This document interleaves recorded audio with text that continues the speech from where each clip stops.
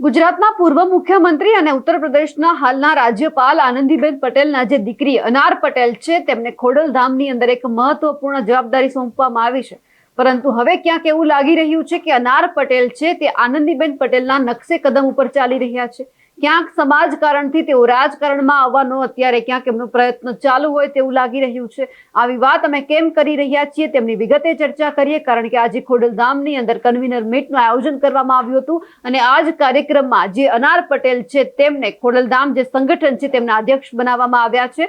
નમસ્કાર, આપ જોઈ રહ્યા છો નિર્ભય ન્યૂઝ અને હું છું આપની સાથે રિદ્ધિ।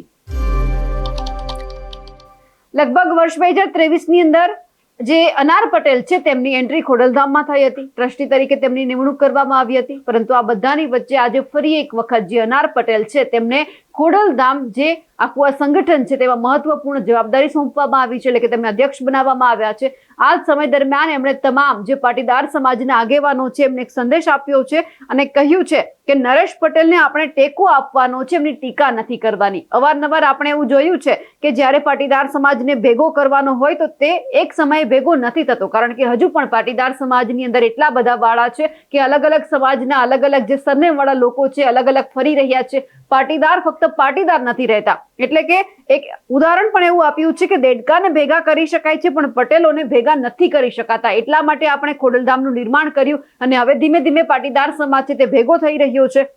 અને હંમેશા એક વાત એ યાદ રાખવાની છે કે જો આપણા બધાના જે વિચાર છે અલગ અલગ હોય છે, મતભેદ હોઈ શકે છે, પરંતુ મનભેદ છે તે કોઈ પણ બાબતે ન હોવો જોઈએ। અને આ સાથે જ એમણે એ પણ વાત મૂકી છે કે મારા ઉપર જે વિશ્વાસ મૂકવામાં આવ્યો છે તેમને ક્યારેય પણ હું ડગવા નહીં દઉં। એટલે કે જ્યારે તેઓ અધ્યક્ષ હવે બની ચૂક્યા છે ત્યારે એમણે તમામ પાટીદાર સમાજના એ નેતાઓને પણ ટકોર કરી છે કે જે અવારનવાર ક્યાંક ને ક્યાંક નરેશ પટેલ છે એમનો પગ ખેંચતા હોય, એમની સામે ઉભા રહેતા હોય। આ બધાની વચ્ચે અનાર પટેલને પણ સાંભળે કે તેમણે શું કહ્યું છે।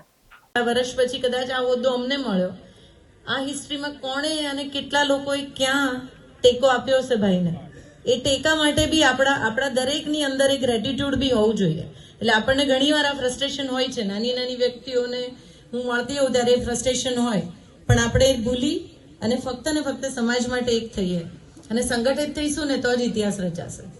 બધા અલગ અલગ હોઈએ, આપણી જોડે શક્તિ છે, આપણી જોડે પૈસા છે, આપણી જોડે શું નથી, પટેલો પાસે શું નથી, પણ જેમ જેનીબેને કીધું ને, આ ભાઈના શબ્દો હતા, જે દેડકાની વાત કરી હતી ને કે દરેક આપણે એક દેડકાને ભેગા કરી શકાય પણ પટેલોને ભેગા ના કરી શકાય, એ ભાઈ બોલતા। અને પણ અમે એમને કીધું કે ભાઈ તમે કરી બતાવ્યું, કારણ કે બધા સાથે છે અને આજે આટલા બધા આપણા કાર્યકર્તાઓ આખા ગુજરાતમાંથી બધા સાથે આવે છે, એ જ દેખાડે છે કે આપણા ત્યાં કેટલું બધું કામ નીચેના ગામ સુધી થયું છે અને હજી પણ કામ ઘણું બાકી છે।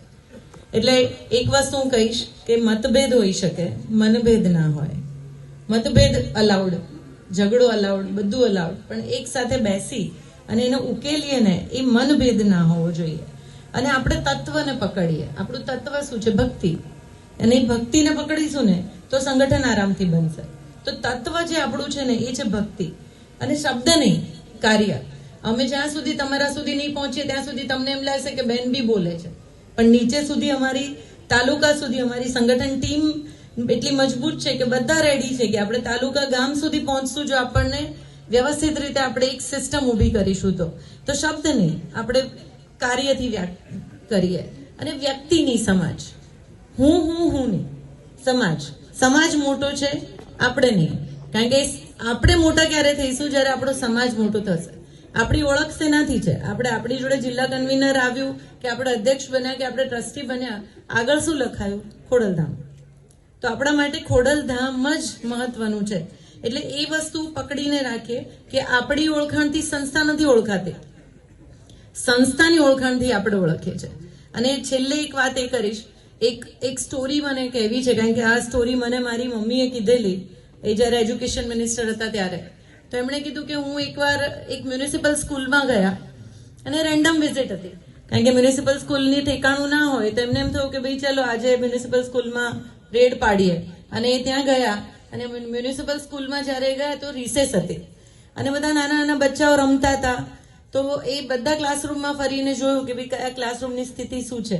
તો એક ક્લાસરૂમમાં બહુ બધા બાળકો બેઠા હતા અને જે બધા બાળકો બેઠા હતા એમાંથી એક દીકરો સામે બેઠો હતો અને બાકીના બધા બચ્ચાઓ બેસીને લખતા હતા. એટલે મમ્મીએ એમને પૂછ્યું કે બધા અહીંયા શું કરો છો? તમારે તો રિસેસ છે, તો રિસેસમાં તમે બધા જાઓ. તો બધાને વતી એક દીકરાએ જવાબ આપ્યો કે અમે બધાએ લેસન નહોતું કર્યું ને, હોમવર્ક નહોતું કર્યું ને, એટલે અમને રિસેસમાં પતાવવાનું કીધું છે, એટલે અમે રિસેસમાં પતાવીએ છીએ. તો મમ્મીએ એ દીકરો એટલો સ્માર્ટ હતો, એને પૂછ્યું કે તું તો એવું લાગતો નથી કે તે લેસન ના કર્યું હોય, તો કે તું કેમ નથી કરીને લઈ આવે? તું આટલું સરસ બોલે છે, તું હોશિયાર છું. તો કે મેં તો કરીને આવ્યો છું લેસન, આ બધાએ નથી કર્યું, તો તું કેમ બેઠો છું? તો એને કીધું કે હું મોનિટર છું, હું ક્લાસનો મોનિટર છું. એ એટલી સરસ એમણે ઘરે આવીને વાત કરી કે આજે એક નાનું બાળક અમને શીખવી ગયું કે લીડર કોને કહેવાય. લીડર એને કહેવાય કે જે છેકથી છેક પ્રશ્નનો ઉકેલ કરે, છેકથી છેક વાતને પકડી રાખે, એને મોનિટર કહેવાય. આપણે બધા મોનિટર બન્યા છે અને આપણે કેવા મોનિટર બનશું એ આપણે નક્કી કરવાનું છે, હે ને? અને હું છેલ્લે એટલું કહીશ કે આપણે ભક્તિ છે ને પેલી ખિસકોલી જેટલી. રામ ભગવાન હે ને માતા સીતાને માટે જયારે રામ સેતુ બાંધતા હતા ત્યારે એક નાનકડી ખિસકોલી, વાંદરા તો મોટા મોટા પથ્થર મૂકતા હતા, એને તો એક ખિસકોલી આમ આળોટે પાણીમાં, પેલા ભીની થાય, પછી આળોટે, પછી પાછી પાણીમાં જાય અને પાછી એની ઉપર જે રેતી હોય અંદર નાખે, તો વાંદરા એને હસતા.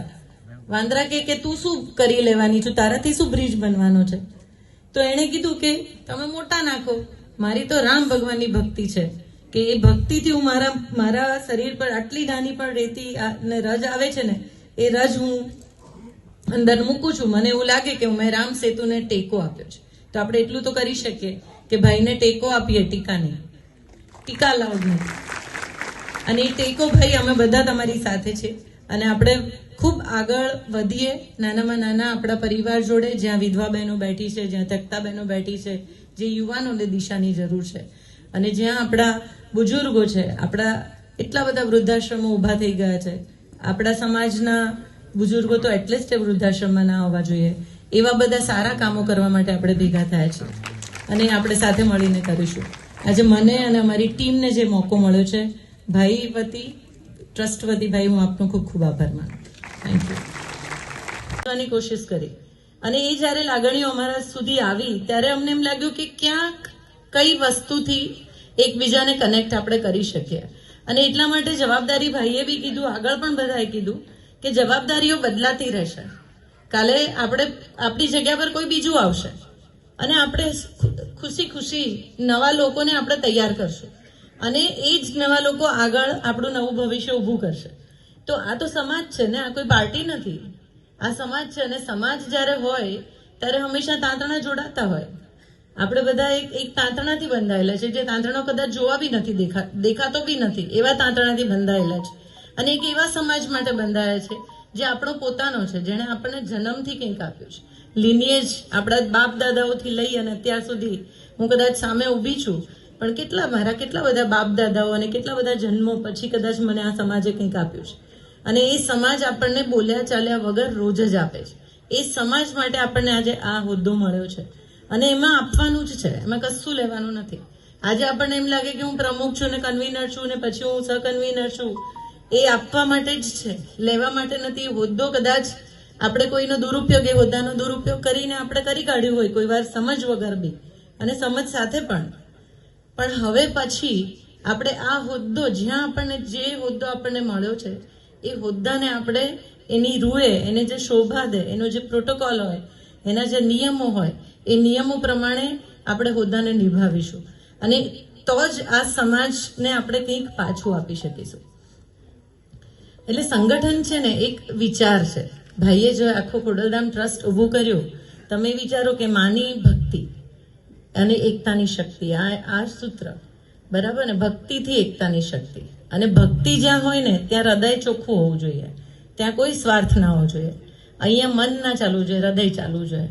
અને એ હૃદય કે મારા નીચેના, સૌથી નીચેની વ્યક્તિ સુધી, પરિવાર સુધી, કે જ્યાં આપણી જરૂર છે, ટ્રસ્ટને જરૂર છે, એ ત્યાં સુધી આપણે ના પહોંચીએ ને તો આ સંગઠન કોઈ કામનું નથી. હું બહુ હૃદયથી બોલું છું અને એનું કારણ એ છે કે અમે ભાઈને જ્યારે સાંભળ્યા છે, હું જ્યારે બી એમની જોડે બેસીને અમે સત્સંગ કરતા હોઈએ અને હંમેશા એ એક જ વાક્ય, અમે ઘણીવાર ફ્રસ્ટ્રેટેડ બી હોય કે ભાઈ અમે આ જિલ્લામાં ગયા અને આ લોકો તો બધા સામસામે છે, ટ્રસ્ટીઓ બી સામસામે છે અને કોઈને હોદ્દો નથી છોડવો, કોઈને એમના જ માણસો લાવવા છે અને પછી એવું બી કહે કે નવા લોકોને અમે પ્રયત્ન કરીએ તો એવું કહે કે તમારે જિલ્લો પતાવી દેવો છે. તો જ્યારે અમે એવું ફ્રસ્ટ્રેશન કરીને ભાઈ પાસે ગઈએ ત્યારે ભાઈ એક જ વાત કહે, માની ઈચ્છાથી થશે જે થશે, આપણી ઈચ્છાથી કંઈ નહીં થાય. આ વાક્ય બોલવું ને આ નાની વાત નથી. આપણે એમ કે મારાથી થાય છે બધું, મારાથી હું, તો ભાઈએ ક્યારેય અમે ક્યારેય એમને એવું નથી જોયું કે હું, એમને હંમેશા માને આગળ રાખ્યા છે. અને હું જ્યારે મારા પરિવાર સાથે બી બેઠી હોઉં ને ત્યારે હું આ વાત એમને કરતી હોઉં કે આ ભક્તિ અને આ જે ડિવોશન છે ને એ ડિવોશન આપણામાં લાવવું ને એ નાની વાત નથી. અને આપણે એ વ્યક્તિને પણ જોઈને ચાલવાનું છે કે જે વ્યક્તિએ આ ટ્રસ્ટ ઊભું કર્યું છે અને એમની સાથે જેણે ખભે ખભો મિલાઈને ઊભું કર્યું છે એને બી ના ભૂલાય. કારણ કે આપણને નથી ખબર કે આપણી એમની કે આટલી મોટી એક જવાબદારી મને આપી છે અને જે વિશ્વાસ એમણે મારામાં મૂક્યો છે એ વિશ્વાસને હું ડગવા નહીં દઉં. અને મને એનું પૂરું ભાન છે કે આ નાનું પદ નથી. આ પદ માટે ઘણી મહેનતની જરૂર છે. કારણ કે એમણે જે પાયા રોપ્યા છે, જે પાયા ઉપર આ ઇમારત બની છે, એ પાયાની એક ઈંટ બનવાનો મોકો મળ્યો, એના માટે ભાઈ આપનો આભાર માનું છું. સંગઠન કેમ? ભાઈએ તો ઊભું કર્યું અને કેટલા બધા વર્ષો પછી આપણે આટલો સરસ એક કાર્યક્રમ કરી શક્યા.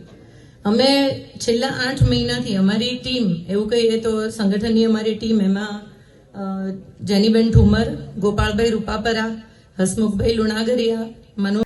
અનાર પટેલે હવે જે વાત કરી છે તેમને લઈ આપ શું માનો છો? કમેન્ટ કરીને ચોક્કસથી જણાવજો. સાથે જ અમારી નિર્ભય ન્યૂઝ ચેનલને લાઇક, શેર અને સબસ્ક્રાઇબ કરવાનું ભૂલશો નહીં. નમસ્કાર.